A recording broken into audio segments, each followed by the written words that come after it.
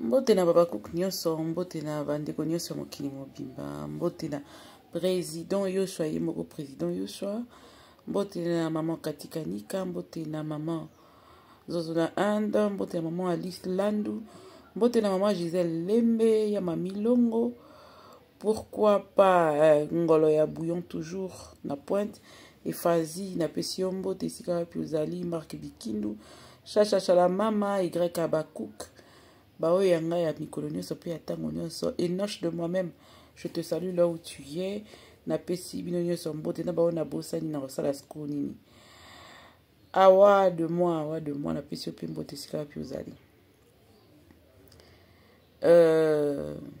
Na ye lisusu na ye, je voudrais quand même te le belaper moi likambo parce que bato ba mona lo kweza ilo côté, mais c'est un exploit énorme et c'est un grand travail fait du côté des SB. Il faut toujours tout louer comme ça là.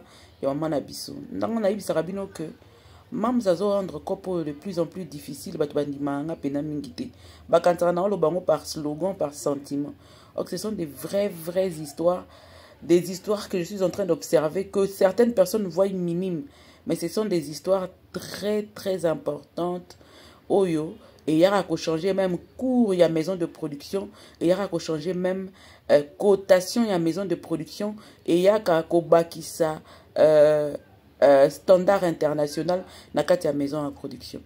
Il faut que la maison de production na biso ya kin, et mais ça na kaka ba bengi bino bo fandi wana ba expliquer no ba briefer bino, bo bandi maman couper et keimba la moko.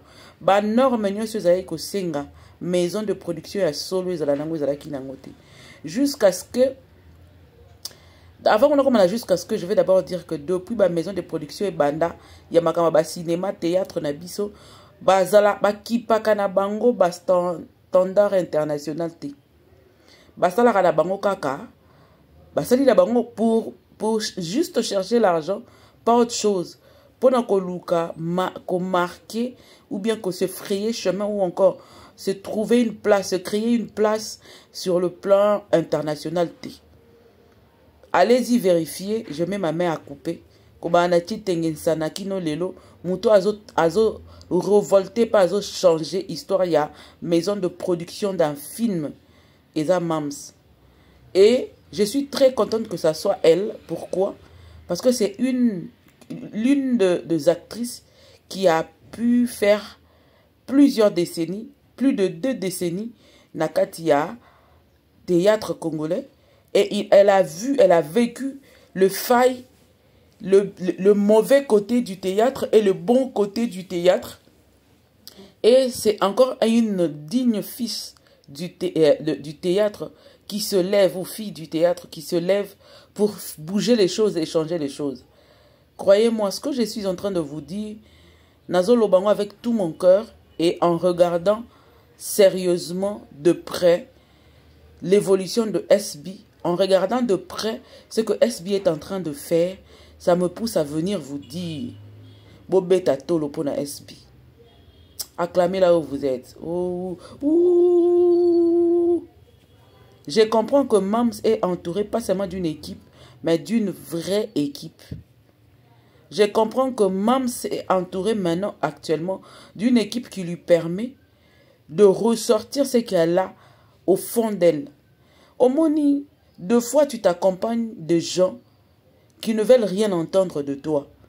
Les gens qui ne portent pas ta vision. Pour que ta vision soit palpable et visible, il faut que les gens portent ta vision.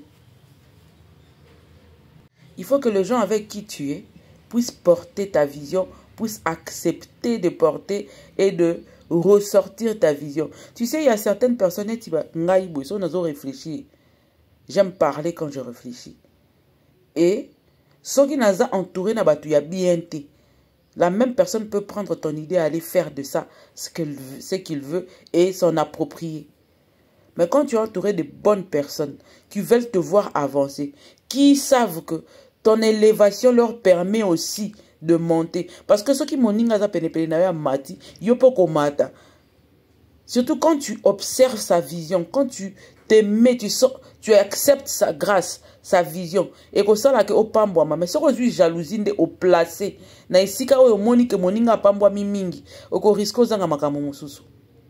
Ndenge moko na bandeko ya Joseph. Obi pour la ni bande quoi Joseph. Bande quoi Joseph.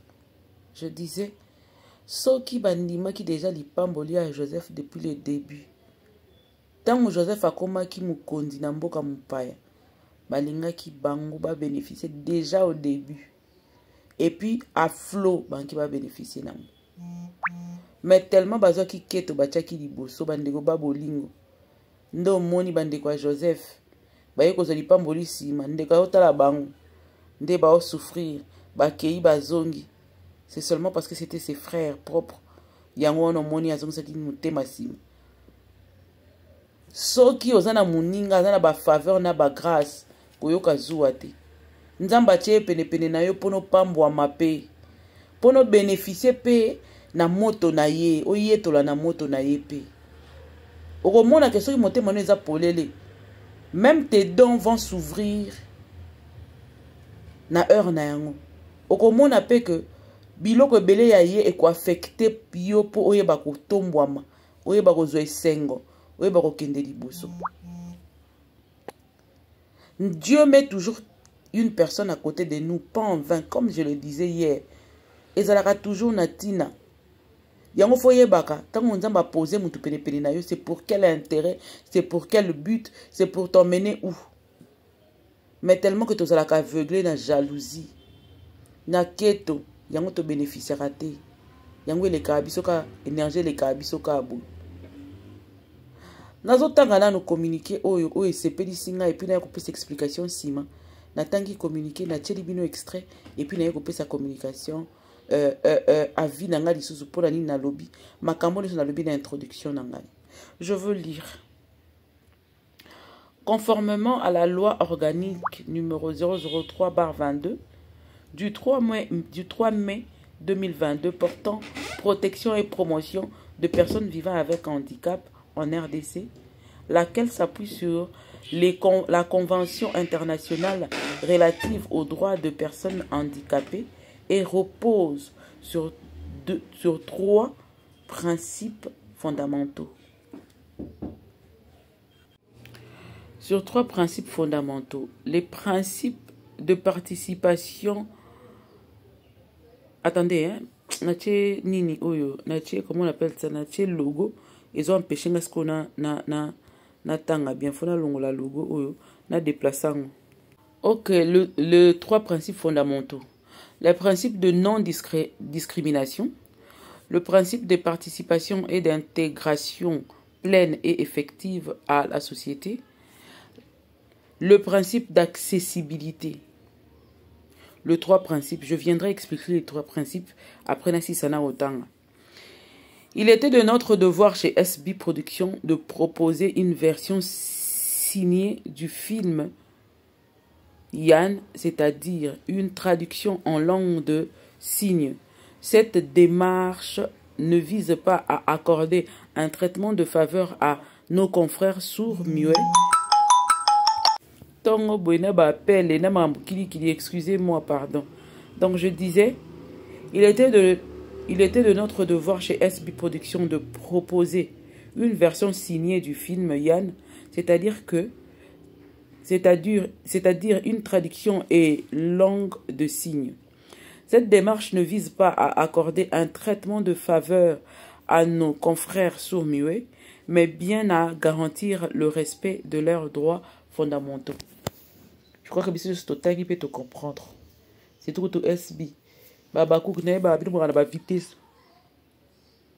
Je vous mets le film signé et puis après, je reviens expliquer encore et davantage. À tout à l'heure. Personne ne pouvait l'anticiper. C'était ma petite sœur. Elle était sous ma responsabilité, J'aurais dû anticiper la réaction de cet homme. Hugo était une personne instable, ayant vécu des ruptures qui l'ont brisé. Mais c'était un gars plutôt sympa, qui était habitué à encaisser des coups ou de la vie, bien sûr. Mais le problème est qu'à force d'accumuler, on ne mesure plus. C'est toujours trop tard lorsqu'on se rend compte que le verre est plein. La douleur est insupportable. Et enfin, une réaction non réfléchie. La question est, pourquoi punir la mauvaise personne? Sila. Je veux le diable dans ses yeux. Résumé du cas Sila. Suite au meurtre de Gaga, la jeune sœur de la détenue Sila, la police a arrêté les dénommés Yogo Akolonganga pour meurtre avec préméditation. Ce dernier s'est pendu dans sa cellule à la veille de son jugement. Ma patiente Sila Bissalou a décidé de faire justice à sa sœur en causant la mort de sa tante paternelle Iwaso. Et cela s'est passé durant les obsèques de sa sœur. Sila a motivé la foule durant les obsèques à s'en prendre à la dénommée Iwaso pour raison de sorcellerie. Motivé par les déclarations de Sila à l'encontre de sa tante Iwaso, les gens du quartier ont massacré cette dernière avec des pierres et des bâtons. Conclusion du rapport. Je crois bien que Sila était consciente des conséquences de son acte.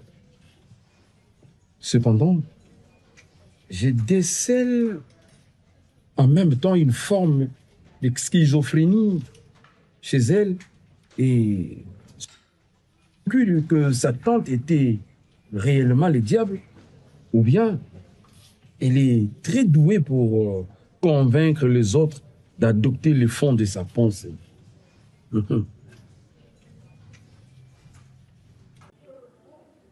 Un cas à revoir.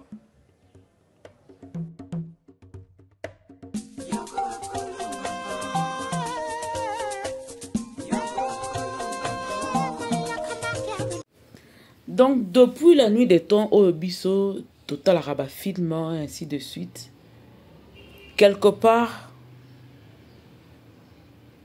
tout ça la discrimination. Parce que ce total la film, supposons qu'on était en train de suivre un film avec un sourd-muet. Sourd-muet, wana. À un moment, la biso, tout ça, c'est quand tout ça, c'est là. Il y a à comprendre, à comprendre. Et ça là qui une forme de discrimination. Exactement. Ce qui est par exemple, vous avez un non, vous avez un noir, vous avez un mabe, vous avez un morosa sur mieux, bozui, boké cinéma. Bon, même na cinéma, non pas pour y avoir un film, mais parce que moi, je suis un peu de temps, beaucoup de temps, boké, inde, na cinéma, bon. Tout le cinéma na biso ya Congo pour na ciné buzz kuna na showbuzz moi na fandi aotala ka ba image à comprendre te à yebelo côté parce que bokani c'est lié. Pendant que y a pas un congolais, il faut bénéficier de na film congolais. Mais depuis 2022 loi oyo et sengaki na artiste et consort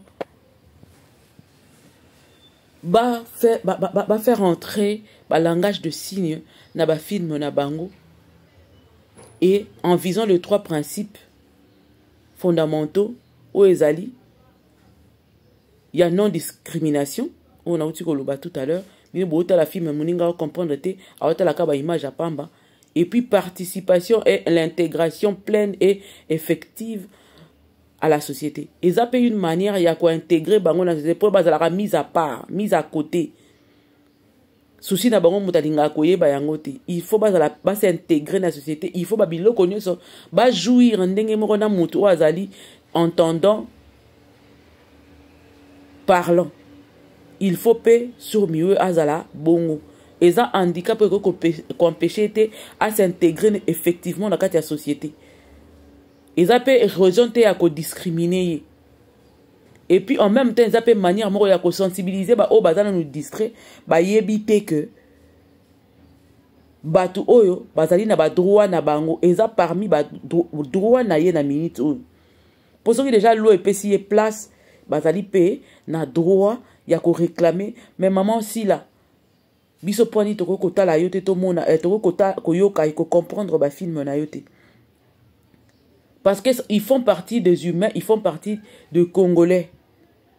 Ba abakouk ya malentendant pe bazali. Ba sourd bazali. Ozo mona siko neni discrimination ezalaki. Mais mams na ingéniosité ya ye pe na équipe na ye. Batali que non. Batu wana pe ba na posa na biso. Il faut pas te discriminer. Il faut te tchabango wana. Il faut penser à eux. Pour moi la mususu cause la wana amona ka sila na nini asepela ne po ezala batu mususu alula ka sila kana kotala eka kana longi kaka boatali asepeli na ou bien moni place moko azobina na mantimba asepeli mais à comprendre qu'est-ce qui se passe pour ça malentendant aza sourd miwe. Il faut vous penser la bango ba penser la bango ba tu ba tcheli bango ezali parmi babiloko oyo ezo bakisa touche de plus na kati ya SB.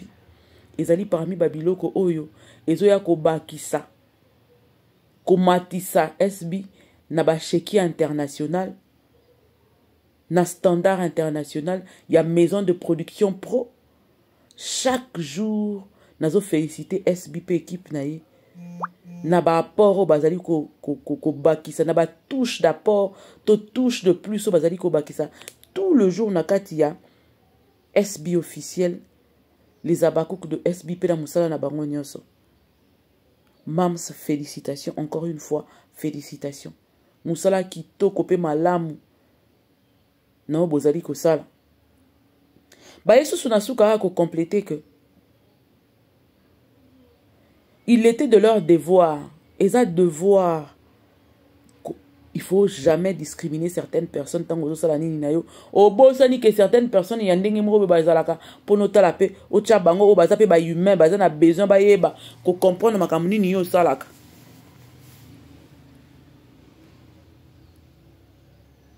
Il a proposé ba signe ba tie ba signé film signé.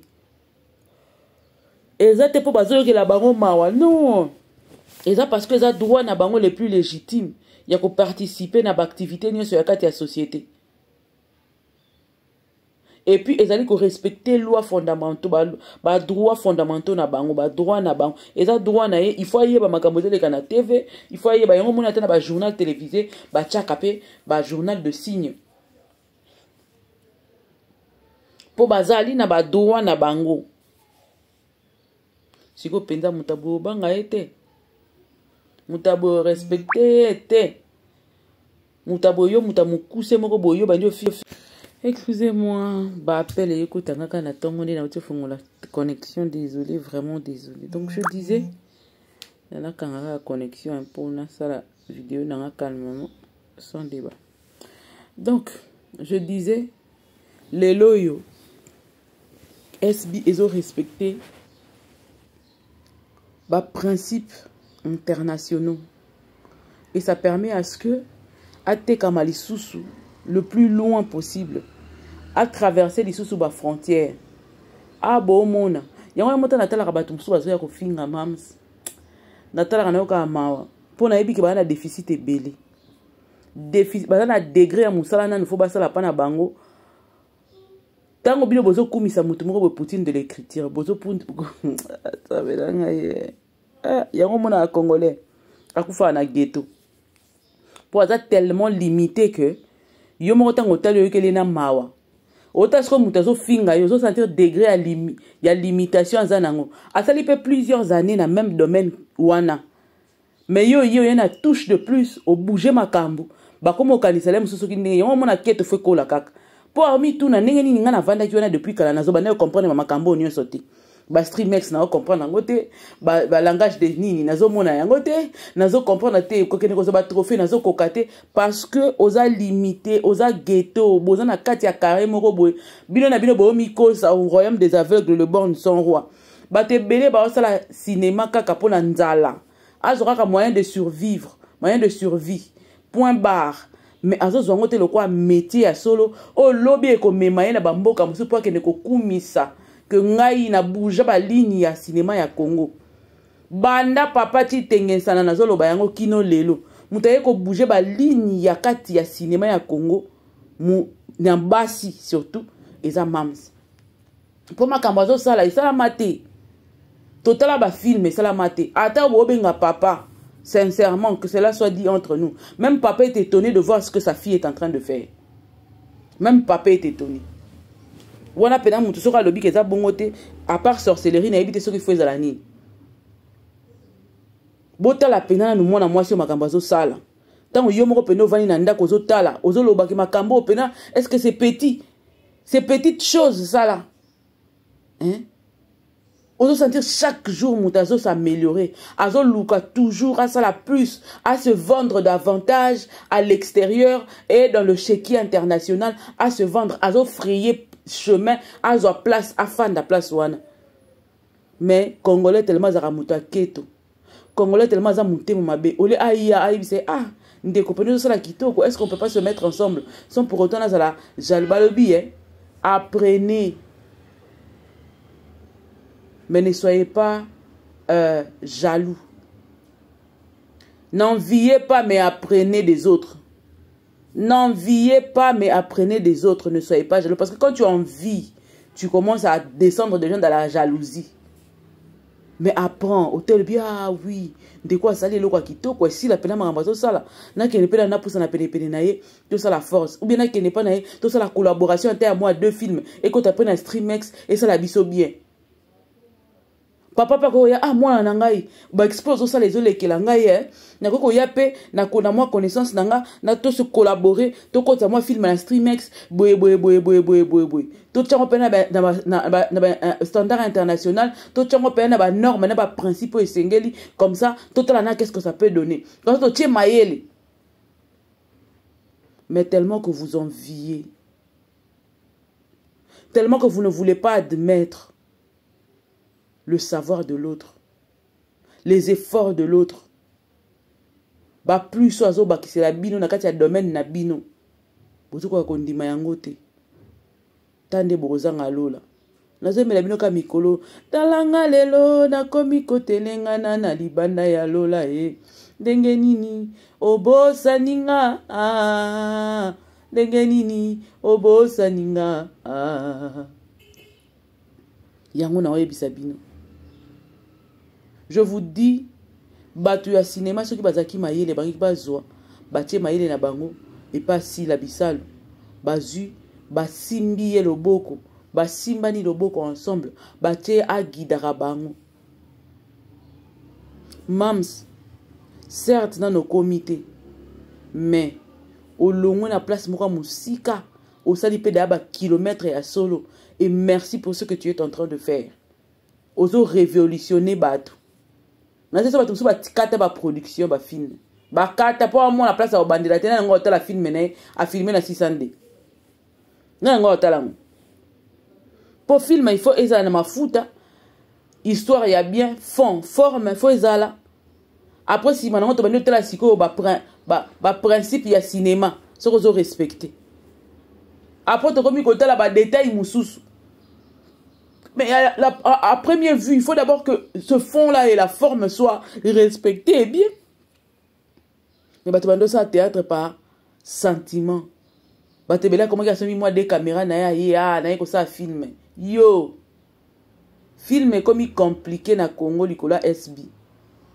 SB à rendre Makambo très compliqué na ndenge moko que à rendre ba fan compliqué, film compliqué.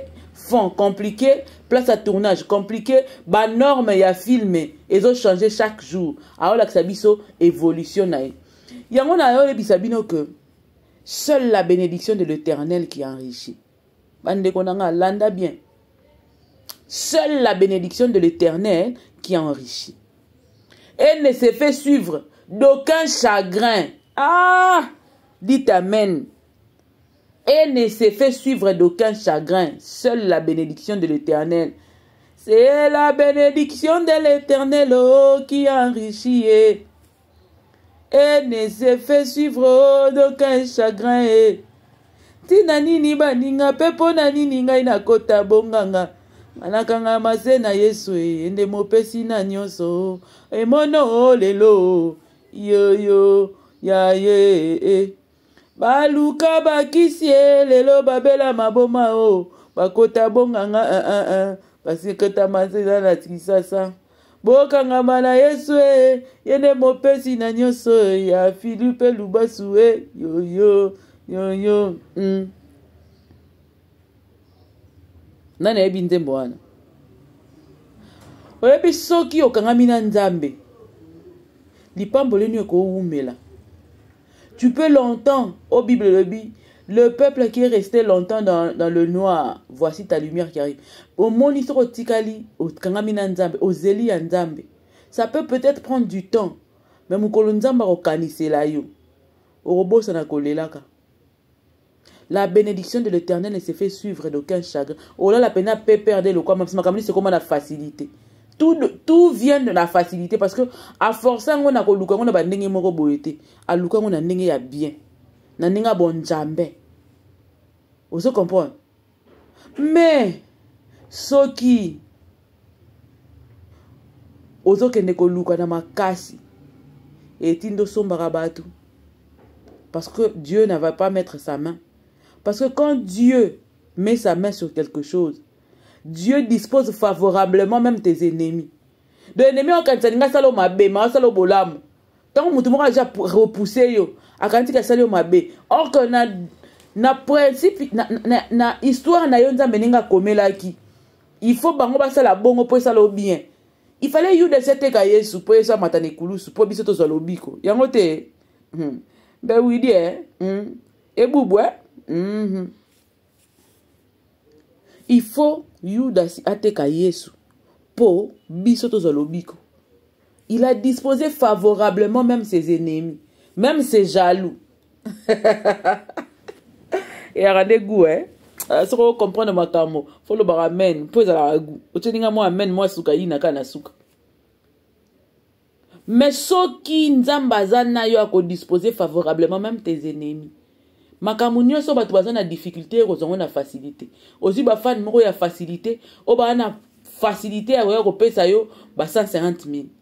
Tandis que so zo lukango na ndenge ya bienté. Ole ba fan ba pesa yo ba lesa yo yondo bandolesa bango. Ba vautour na ba renard na ba nani na ba benga ba banani. Apprenez que tout flatteur vit au dépend de celui qui l'écoute.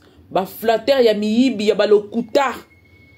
Bazo ya kodo da koka mbongo bazo sucer yo ti bongo po okende na ko s'éteindre parce que be fort na yo ozo sala ngo doublement pour nzamba ati o sala be fort doublement parce que Dieu n'est pas dans ce que tu es en train de faire ozo forcer nature yango bando sombara batu o mona ba renard ba vautour na ba tout flatteur qui vit au dépend de celui qui l'écoute bazo ko flataka yo ba tata mibimba ba yembela ba nzembo po pesa bango kaniaka.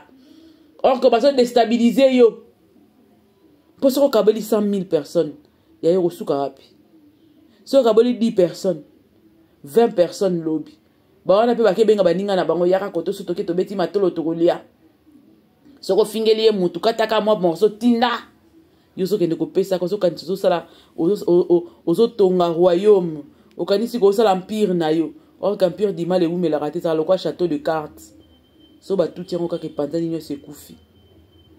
Parce que tu fais tout selon toi.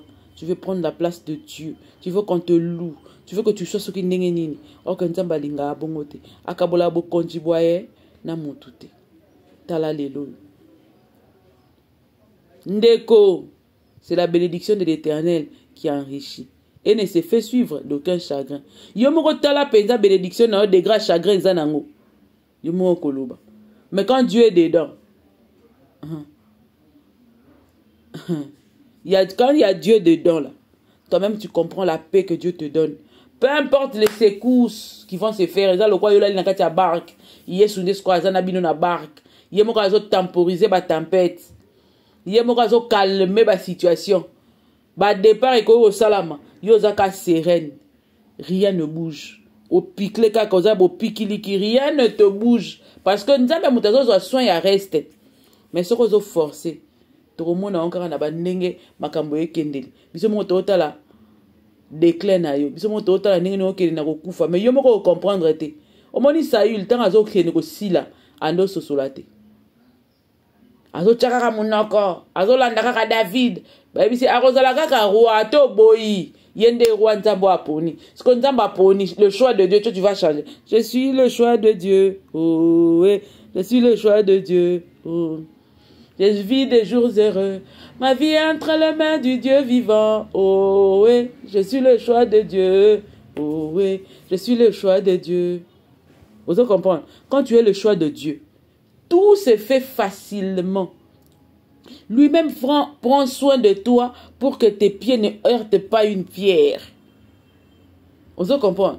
Nzambe mutazo azo amortir ba douleur na ba problème na tant mutu so ta la problème na situation na bi o passe ya modèle nini nzambe nga na okokate ami tout na ndenge ni osala poko ka makambo yo moko lobi na yebite parce que celui qui porte le poids de tout c'est Dieu, c'est pas toi. Mais bino bolingo zo tellement place à nzambe. Aux yeux même tu payes les gens pour insulter les autres, pour dénigrer les autres. Aux autres bateau nzamba kela, au pesa ba bango moi kaniaka o nzamba tina maboko na yo pour na ko dénigrer bango pour la domination sur eux. Pour gérer bango bien, ou comprendre faiblesse bango ba empire na kabela bango, na gérer bango, na dominer bango. Non, on ne travaille pas en équipe comme ça. En équipe, on ne travaille pas comme ça. Na équipe, ce qu'on doit travailler, il faut travailler le quoi au moni équipe à mams. Tu sens le changement na équipe mobimba. De bénédiction outi na mutu et kititi na makolo. Batu nion so baza tout autour d'elle, au sentir que batuana so rotali avant na après au sentir il y a un changement. Parce que bénédiction et kiteli mams o yeli ma ndama kiteli mams et kititi pa ba entourage naï. Ba dangité. Bazana confort moko yo moto ozoto lozo comprendre que oui awa penza makambo lipamboli ezali pende zo sala maya solo ezate il faut batona ba yara po ba vivre po ba yara ko senga ka mams il faut ba finga ka batu il faut pas sala ka mabe moko boye po bango équipe ona ba mona ke ba vivre non il faut pas voir na télévision ba ke finga ya no po bango ba lia non bazo vivre na musala na bango ozo sentir que tout autour de mams toute son équipe on sentit que bah vivre dans misala na bango ozo mona bango nde bazo comme indépendant petit à petit otala bagalité ba comme fond la chaîne ba sala bagag otala michunenga komi otali manager Yann otali papa Lumbu tu sens que batuana baza ba responsable ils travaillent tout en gardant leur respect leur manière de faire leur kibomoto bazo garder bo moto na bango ba comme ça ba niamate pour bazo un franc bazo zwa méritocratie bazo mériter biloko bazo zwa parce qu'ils sont en train de travailler. Voilà pourquoi ils sont tellement figés dans leur travail que makambo c'est les canapé mine tala rabangote parce que musala nde kolia na motokinde yokozua na motokinde yokoz. Oui, c'est pas qu'il faut que na finge la mutu. Ça ce n'est pas la bénédiction de l'Éternel. Et ce kotali batuana bazaka na même état wana bazalaka nango bazaka ka bongo. Rien n'a changé. On sentir équipe et ça na un plus t baza bateau babane ko ça le lombo bazo ça la ti de lo lombo pour pas meka ko vivre parce que ceux qui quand même na ko travailler na yo nga na équipe na yo zo pambwama il faut ngapena pambwama il faut batu ba mona tout autour de moi ata na lobby te bazo sentir que muto pena bana bani ko travailler na minga ipena ça va il y a un changement ceux qui na pambwami ba pambwami na nga elongo soki nanu nazuite bazuite mais soko tali bato yo banda SB e banda bato bafandi eza bato bazivise yango na oyebisa pe ba technicien mosusu boko kozala ne bandeli ya eloko boza ezoyebana te eza mwa flou bo comprendre te bozalaka patient bao bazalaki patient na kati ya SB bao lia mbuma lelo parce que le début était kaka ekende me ekende net ekende tant moi ça zui bato bana bazo ko porter vision na bazo ba ko matérialiser ko intérieur ko extérioriser vision na tala lelo SB côté comme yango nzambe merci je te dis Seigneur donne-moi les gens qui vont m'accompagner dans mes visions autant on a lobby et loco ayebi ko matérialiser ma idée na ngai bayebi ko tchango en pratique bongo de romona. Mais tant que tu n'es pas encore entouré de gens vrais, naba flatteur, naba talo kuta, naba ta double face, même ce que tu as pour ça la maison moi passe. Parce que l'entourage aussi a un impact sur nous. Nzamba pambo l'équipe nyo sur SB. Nzamba pambo la ba maman ba papa nyo so ba accompagner SB. A matérialiser ba idée na ye. Nzamba accompagner ba conseiller nyo so. A accompagner ba nyo so ba sala ka musala nyo so na mike na minene. Félicitations à vous parce que vraiment vous le faites tellement bien que et vous le faites d'une manière professionnelle qui nous pousse nous à nous taper la poitrine et de dire que nous avons choisi la bonne part et que nous avons choisi une équipe infaillible et une équipe fort, bien fort, qui nous permet